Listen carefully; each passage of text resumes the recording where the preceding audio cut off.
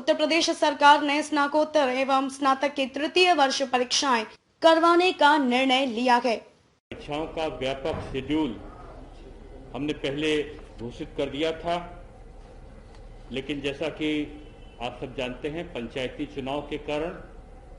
और कोविड-19 की महामारी के कारण समय पर परीक्षाएं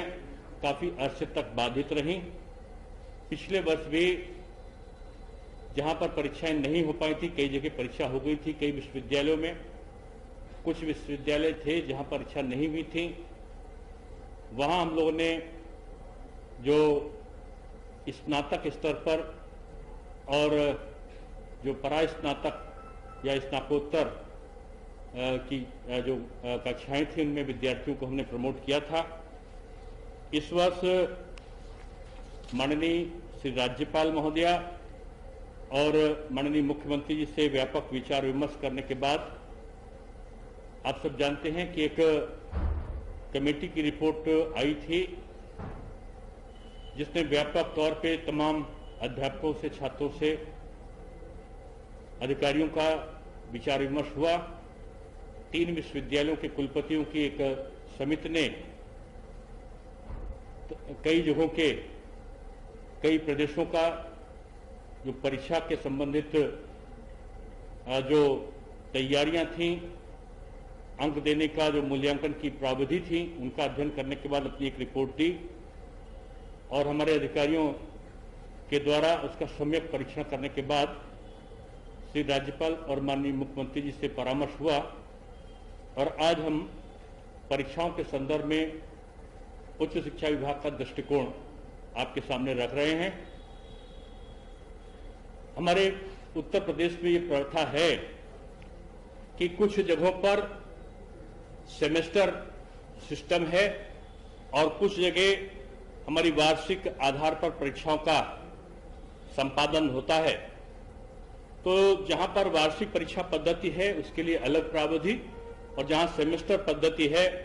उसके लिए अलग प्रावधि को रखा है। सेमेस्टर के संदर्भ में ये रखा है कि जहां प्रथम और तृतीय स्नातक क्षेत्र में और स्नातकोत्तर में प्रथम सेमेस्टर की परीक्षाएं हो चुकी हैं, वहां स्नातक द्वितीय और चतुर्थ सेमेस्टर तथा स्नातकोत्तर द्वितीय सेमेस्टर के अंक प्रथम तृतीय सेमेस्टर के अंकों के आधार पर निर्धारित होंगे तथा मिड टर्म और अंतरिम मूल्यांकन के आधार पर भी उनका निर्धारण किया जा सकता है। इसमें कोविड को देखते हुए परीक्षा एमसीक्यू के प्रारूप पर आयोजित की जाएंगी, जिसकी अवधि 1 से 1.5 घंटे रखी जाएगी। उत्तर प्रदेश डिप्टी सीएम दिनेश शर्मा ने इस बात की पुष्टि की है। ये दूसरी जो प्रावधि थी कि जहां पर जो विषम और सम सेमेस्टर की परीक्षाएं संपन्न नहीं हुई दोनों की, वहां पर मिड टर्म और आंतरिक मूल्यांकन के आधार पर विषम और सम सेमेस्टर के परीक्षा परिणाम और जो अंक अंतर्वेशन से निर्धारित किए जा सकते हैं। इसी तरीके से स्नातक स्नातकोत्तर पाठ्यक्रम के अंतिम स्नातक सेमेस्टर की परीक्षाएं संपन्न कराई जाएंगी। स्नातक पंचम सेमेस्टर और स्नातकोत्तर तृतीय सेमेस्टर की परीक्षाएं जहां पर संपन्न नहीं हुई हैं, तो अंतिम सेमेस्टर में प्राप्त अंकों के अंतर्वेशन से पूर्व सेमेस्टर के अंक निर्धारित किए जा सकते हैं। कहने का तात्पर्य यह है कि अगर सेमेस्टर की परीक्षाएं कहीं पर हो चुकी, ज्यादातर जगहों पर जो सूचना मिली है विश्वविद्यालयों की, कई जगह पर हो चुकी हैं, कुछ सेमेस्टर की, कुछ की नहीं हुई हैं। अगर प्रथम की हो गई है तो उसके अंक द्वितीय में सम्मिलित कर लिए जाएंगे और द्वितीय को प्रमोशन दे दिया जाएगा और प्रथम का जो रिजल्ट है वो उसकी ली गई परीक्षा के अंकों के आधार पर निकलेगा। जहां पर परीक्षाएं नहीं हुई थी और पिछले अंक भी प्राप्त नहीं है, वहां पर परीक्षा को कराने का निर्णय लिया गया है। ये केवल दिशा निर्देश हैं और दिशा निर्देश के अनुसार विश्वविद्यालयों को अधिकृत किया गया है कि अपनी